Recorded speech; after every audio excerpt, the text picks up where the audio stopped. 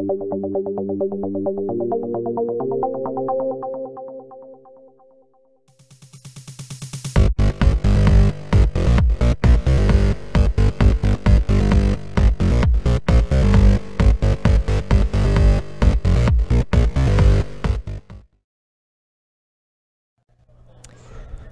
and welcome back to round number 3. We've got another modern classic here. We've got Michael Farrell on Black Green Good Stuff against not Garret Berry, or maybe Garret Berry, like on Storm.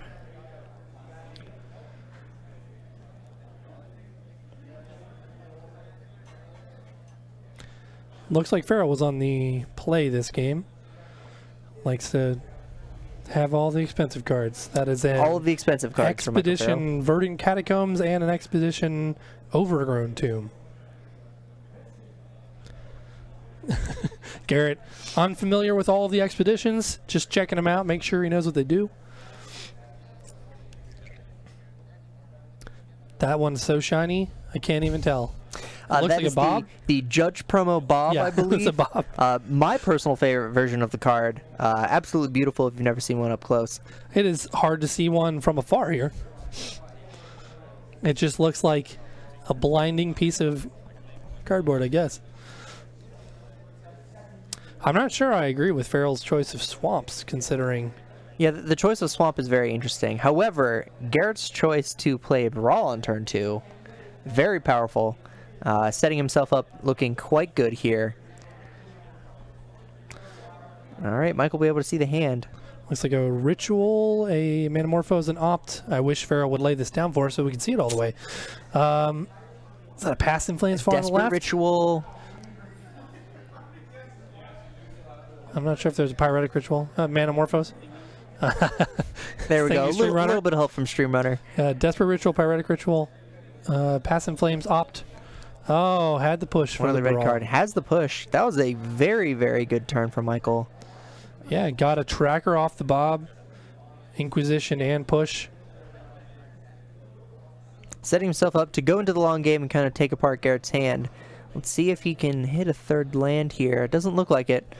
So back to the main cantrip and try and set yourself up to go off on a different turn. Opt into Opt. Gotta love that. That'll get your storm count up. It does get your storm count up, but that's not what Garrett's looking for right now. Looks like Garret may have drawn another Manamorphose, which I believe is what Farrell took last turn. So I don't think he's interested in trying to go off this turn, so looks like he's just passing. Farrell hits a cast down off his Bob trigger, loses 2 more life, 5 down, and plus the fetch will put him at 13, I believe, once we get the left hill update. Tracker plus Catacombs, get a clue trigger. Going to get a second clue trigger if you would like to. The perfect land to play on turn 4 because Tracker is secretly the 4-drop. So he'll get 2 landfall activations off this fetch land with his Tracker and get 2 clues. Again, setting up even more card advantage out of this green-black deck. That's really what it looks forward to doing. Looks like he picked up a Pyretic Ritual for the turn. So. And it looks like he has a Noxious Revival in hand. Oh, that's what that was. I thought it was a Manamorphose. I believe that's what he drew last turn. Though. Another great card to get up your storm count. It doesn't cost any mana, just pay life. And get back kind of an essential piece that Michael might take with a later discard spell. Garret here has a Lightning Bolt in hand. I believe he's trying to figure out if he is interested in bolting this Tracker or if he's going to hold it for something else. Bolting the Bob also isn't too off here, but that Tracker, it becomes big quite quickly. Farrell making sure he hits his sequencing properly here in response to the Lightning Bolt is going to fetch to get his second clue before the Tracker heads to the graveyard.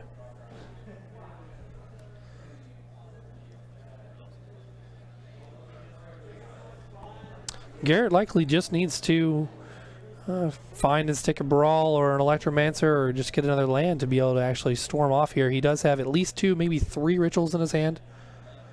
Ooh, that Fatal Push is going to be very good for Farrell.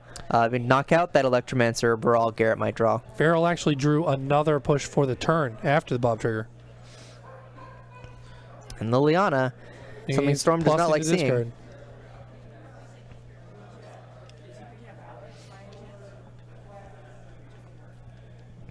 haven't seen too many cast downs in Modern yet.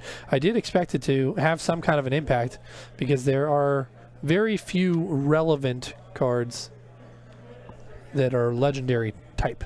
Thalia being the big one. Right. But outside of that, there aren't too many. Looks like end step Garret chose to Noxus Revival his Brawl back on top of his library. Drew for the turn, got another Ritual, looks like. Gonna play that Brawl, gonna be very upset to see a Fatal Push end step by Farrell here.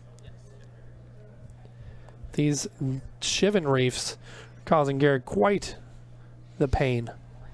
The fetchless version of Storm, well, I like it a lot because you never reset your scries, so you kind of know the top of your deck has a certain percentage to increase the draw the card that you want. Does come with the downside of having those pain lands and really draining on your life total. And that is an Electromancer. 3/4, 4/5 Tarmogoyf right now. Let's see. Instant land creature sorcery. I think it's a 4/5. I believe Garret picked up an Electromancer. I believe he does not have time to even go for that play. It's a pretty easy edict for Lily and then crash in for maybe 1 short of lethal. But to be able to cast it, he's going to go to 6, so he will just die. So I don't think he wants to cast. So that being a 4/5 and the Bob representing 6 damage there, if he plays a creature, uses both pain to go to 6, and Lily just edicts and he loses on board. So I don't think he wants to play that Electromancer. Looks like we're getting a reset on life total, and Garret is now at 2. We see an Abrupt Decay there. Very quickly from Farrell and just swinging in for game number 1. That was quite impressive from the black-green deck. He had all the right things at the right time. Unanswered Bob. Unanswered Bob, doing what Bob does. Right. Making it really hard for your opponent to do anything. Original Ravnica card still doing great.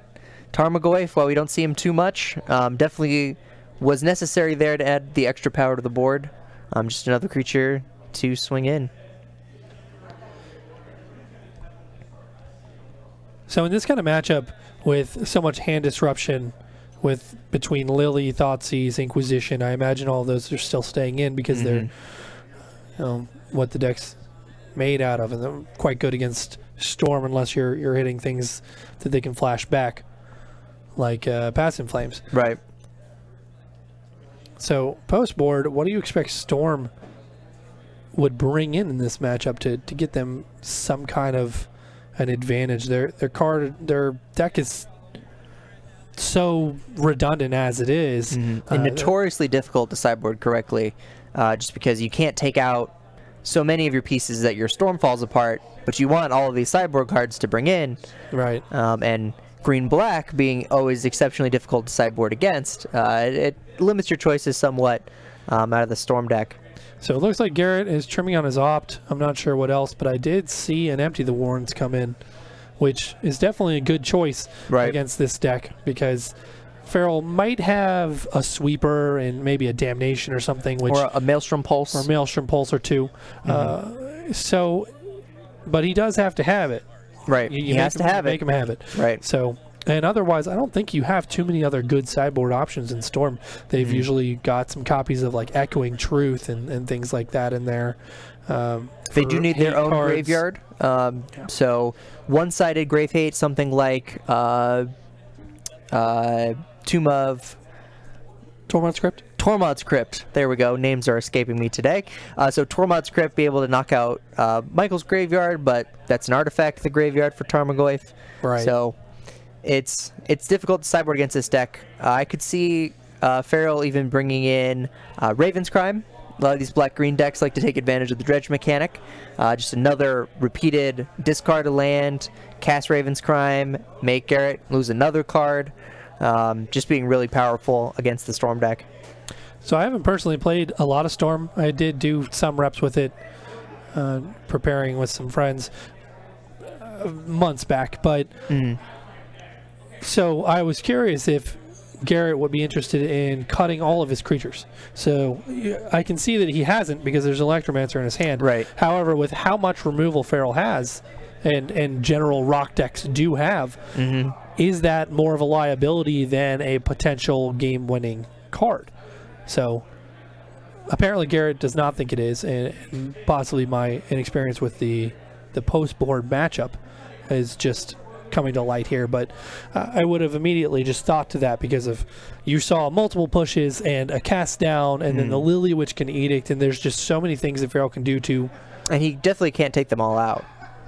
So there's going to be creature removal left in the deck, and all of his removal is live. Can't invalidate Fatal Push at any point, as they are 2-mana creatures. Right.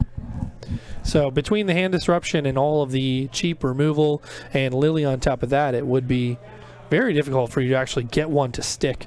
And I'm just wondering how functional it is. I've been comboed without an Electromancer or a Barrel many times, and it actually can happen as early as turn 3 even without one of those. So and it does look like Garret is on a Gifts version that Gifts itself can set up a combo without the need for Brawl or Electromancer in play, kind of out of nowhere, so to speak. Right. So, leaving the board empty, and it looks like you've got nothing, but then end of turn Gifts, get your combo pieces, untap, and combo off. Oof. Dampening Sphere. That is a big one. All these Dominaria cards. All these Dominaria cards, whoever said that new cards never impact old formats has not seen Dominaria, and M19 as well. Kind of definitely some cards I think that'll see some play. Oh, for sure. Turn 3 Liliana, Edict, get rid of that Electromancer. Took the other one with the Inquisition. Not looking great. Is that a repeal that Garret Berry just picked up? It does look like a repeal. So that could potentially be an answer to Sphere in the turn that Garrett's trying to go off. Yeah, the turn prior. Yeah, so end of turn, bounce the Sphere, untap combo. Yeah. We'll see if he can get his 3rd mana to be able to take that line. That is helpful. Last game we saw the same thing. He had difficulties getting his 3rd mana. It's like discard mode for Liliana, Scavenging Ooze for Farrell, and a Pass in Flames for Garret Berry. He does cheekily have that Pass in Flames to discard to Liliana. However, with another discard spell, really just trading the hand here. And he gets that repeal. So that Sphere is going to be alive and be quite the... Oh, and a Spell Bomb. The hits keep coming.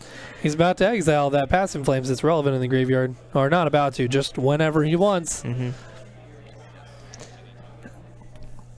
One of my favorites with Nihil Spellbomb is that when your opponent goes to flash back the Pass in Flames, you can respond by cracking your Spellbomb. So everything's exiled, and they spent the mana to cast it, so getting maximum value. Yeah, so there are no targets. Right.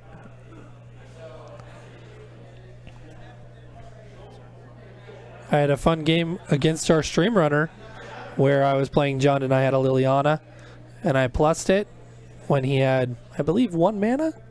He put a Loxodon Smiter into play. Oh, it was not very fun for me. Loxodon Smiter. He did lose that game. He did. He did. But it's he got so much value. Ooh, oh. I think my friends played a trick on me once. So one of my favorite cards, especially when Thoughtseize was reprinted in Theros, just love throwing Thoughtseize in every deck. Yeah. And, so naturally he seeded the top of his deck just to be 4 Smiters and 3 lands as his opening hand. And so when I Thoughtseized him, just put Smiter into play, revealed the other ones, and I knew I was toast. There was no way I was going to be able to come back from that. Don't you love when friends do things like that? Absolutely. So I don't know if you caught GP Vegas or the beta draft over the last weekend, but it was a great event.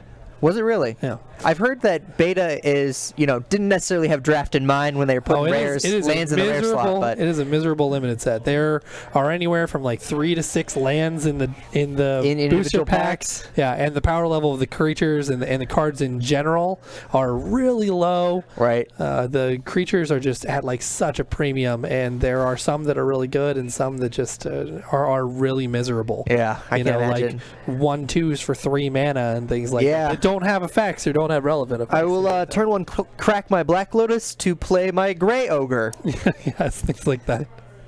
But before they were actually getting into the draft, they were talking about some of the cards that might be opened and what they're going to do if these sort of things happen. And LSV was talking about how he was practicing flipping his Chaos Orb and how he thinks he has the most experience of anyone who might be in this draft at flipping Chaos Orbs. And it made me think of a friend of mine. I've been playing Magic since 94, 95, something like that, just very casual up until about 2 years ago. And one of my friends has an unlimited Chaos Orb. And all right. I will say, actually had a lot of fun playing with his Chaos Orb, just always standing up over our battlefield and just flipping it sideways and getting the ruler out there, making sure you're high enough. So they were talking about old stories from like back in the day when Chaos Orb was actually being played and how people would strategically place their cards just far enough apart so that you couldn't hit multiples at a time. The old grid strategy. And if you were playing on a table that had edges and you weren't like up against a wall, they would place their most premium card when they put it into play on the edge of the table so that you would risk, if you went for it, of just missing and landing on the table or something, or on the side of the table. Clearly desirable game mechanics. Oh, yeah, something they definitely wanted to replicate throughout the history of Magic. That's why they've printed so many cards since then that involve you standing at least 1 foot above the play table and flipping it at least 360 degrees to hit cards. We do have to get out the protractor, I guess, for the flip. Yeah. Got to make sure that if it didn't flip 360 degrees, then it is illegal and it destroys nothing. Yeah. Unfortunately, no beta Chaos Orbs were opened. However, it was very interesting. And not to spoil anything, there were some very nice pulls. And the matches were somewhat interesting and mostly we were there for the pack cracking. We were mostly there just to see what got opened and ooh and ah over any kind of power that got opened. Right.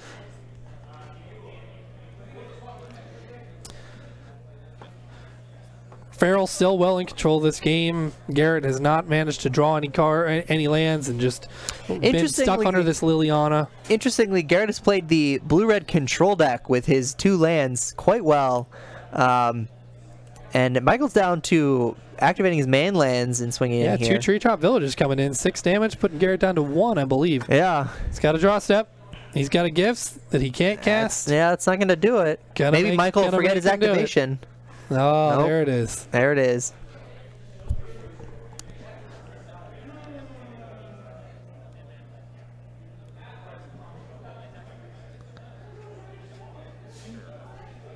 Some debate going on down there.